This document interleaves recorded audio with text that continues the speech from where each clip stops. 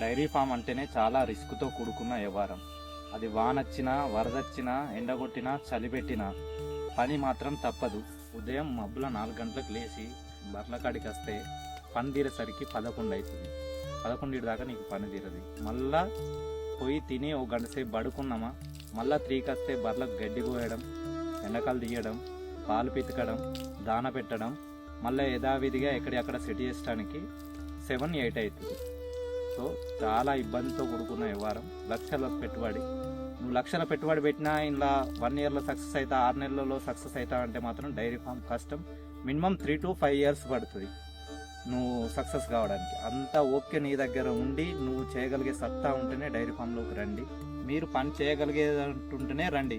Labour తోటి తీస్తా, నేను పాలేరును పెడతా, నేను వర్కర్ను పెడతా అంటే మాత్రం కుదరదు. ఆ వర్కర్ చేస్తాడా చేయడా తెలియదు.